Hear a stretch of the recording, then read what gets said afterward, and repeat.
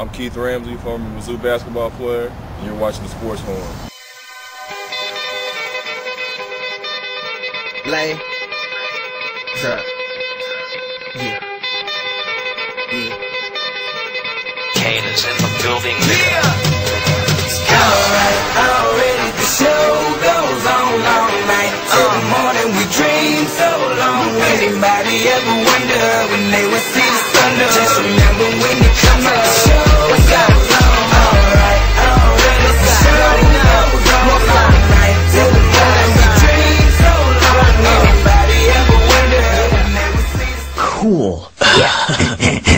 And joining you again in stunning HD, the Sports Horn is back at you. You can find us on any social network, Twitter at SportsHorn Clinton, at SportsHorn on Facebook, hit us up at the Sports Horn and give us a like, because that's what we want you to do more than anything. And welcome aboard, guys. So much in the world of sports that we have yet to discuss with you. We are just so glad to bring that to you today. And we start with something that just happened a couple of days ago, Chris. Of course, the Chiefs decided to fire Todd Haley, and really the questions I have for you is, what direction is Pioli going to lean here? Do you think that the firing had something to do with Pioli and Haley not getting along, and the rumors that Haley, never wanted Castle as his franchise quarterback?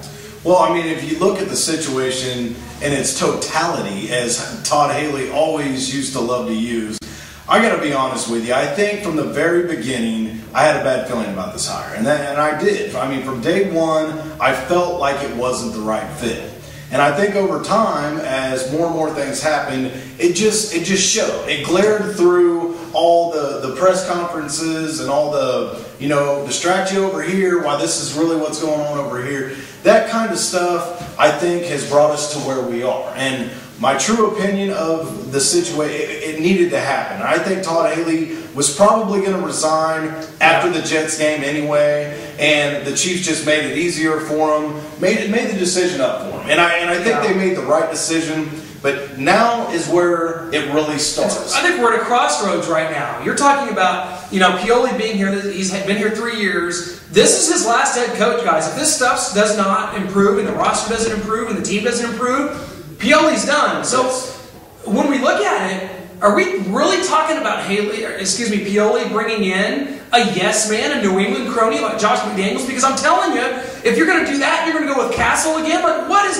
the change here? Well, exactly, and that's, when we were talking about this earlier, that's kind of where I was getting at with it. If you're going to get rid of Todd Haley, don't bring in Josh McDaniels, because all you're doing is essentially trading one guy out for the same exact guy in this hand.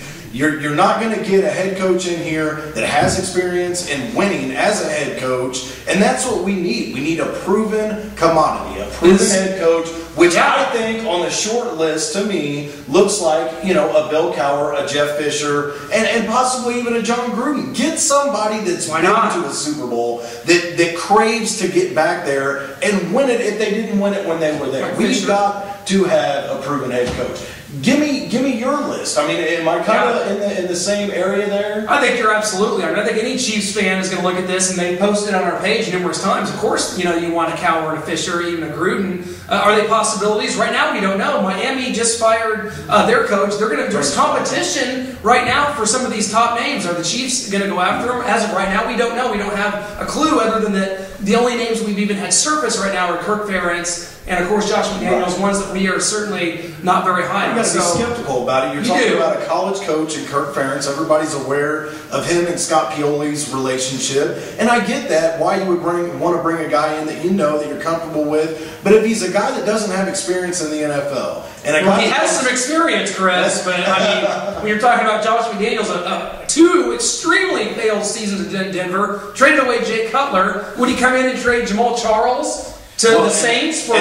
No, I think with what we have right now, there's a formula to a championship in my eyes, and it's a proven head coach that either has been to a Super Bowl or has been close, and a young quarterback that he can groom all the way up, that he can work with every day. They read each other's mind. That's what you got. He wants in there to begin with. The guy that he drafts. So now, correct me if I'm wrong here, but I think that we have a defense that can compete for a championship right now. We may be a few players off, but we're pretty close there. The pieces are there. I think you're right about that. So I think the pieces are there offensively. If you think about, Jamal Charles coming back next year and adding some spots on the offensive line, the receivers, the killer bees.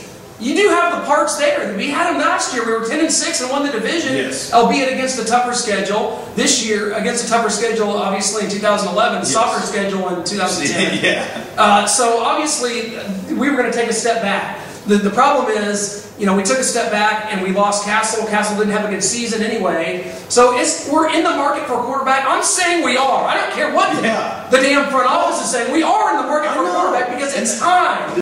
Turning the tables, though, to our undefeated 9-0 Missouri Tigers in college hoops. How do you feel about what's going on over there in Columbia? Well, I think it's safe to say, Chris, you can go back to our episode when Frank Haith was hired. We were certainly not happy with the hire. Most Missouri fans were not happy with the hire. But what Frank Haith has done is come in here, taken the pieces that he has, which is a very proven, very senior-laden team with stars, and molded the team to their strengths, which is Marcus Denman. Ricardo Ratliff has gotten a lot better. Didn't bat an eye. And all of this team has come out hot. The schedule hasn't been great, but they've beaten a ranked Cal team by 40 points. They've beaten Villanova in Madison Square Garden, and they're going to be playing Illinois in a couple weeks. Guys, this team, it's ranked ahead of Kansas right now. It's had a much tougher schedule. Yes. We'll see where these teams come out. But right now, my gosh, Chris, you can't. They look hot. No complaints. I don't know where. I don't know where you can really break this team down at, other than the fact that we have a lot of guards on the floor at one time. Yeah. But in my eyes, quick ones. And now we'll find out when we start playing teams that have big guys in the middle. We'll find out real quick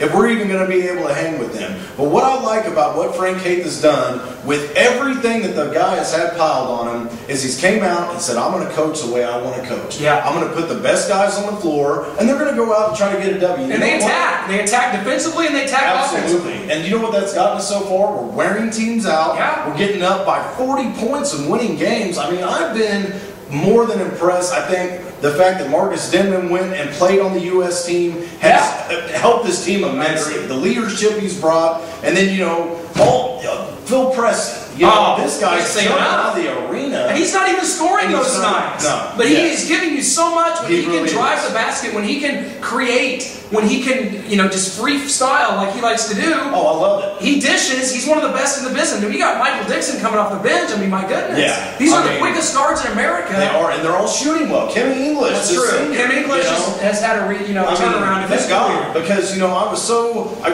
Obviously, it was a lackluster season last year. It was. And we were he all didn't hoping the best. He would. And we're all hoping the best for him this year. I hope this team continues to play the way they are. Chris, the college football season's winding down. We've got our bowl games are going. The bowl season's here, though. Well, Chris, we just came off our last game. We were just at Arrowhead a couple weeks ago for MUKU, our last time playing them. They, of course, have gone on to hire fat Charlie Weiss, a Mangino, clone. Yeah. Since then, how do you feel about Charlie Weiss in Kansas? I'm shocked. I'm more shocked that Charlie Weiss would take the job. Not so much of the fact that Kansas would hire anyone with a name, try to put even 500 more fans in the seats. Good luck. But the fact of the matter is this: Charlie Weiss, if he couldn't succeed at Notre Dame, where you had, just recruiting base, facilities, tradition, everything handed to you on a silver platter, and you couldn't make it work.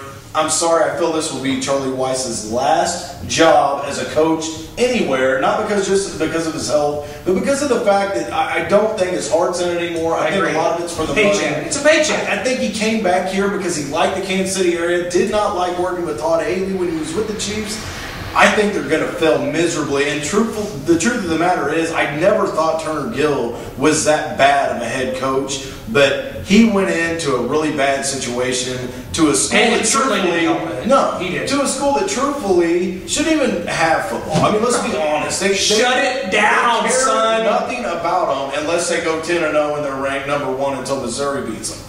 Just saying. That's just a hypothetical. It's a hypothetical where we're coming up with scenarios, people. But really, how do you feel about just not a fit for me? He's a filler. Charlie Weiss right now, guys, you know what he's doing? He's rearranging, patio furniture on the freaking Titanic. Great analogy. He's here for the paycheck. He just said on 610 yesterday that he is not really even thinking about coaching past 5 years. How do you recruit to that? I know. What are you going to go out and say, well, I'm only going to be here for, long enough for you to come in and He play doesn't for me and care. I'm gone. He's not here to rebuild this thing.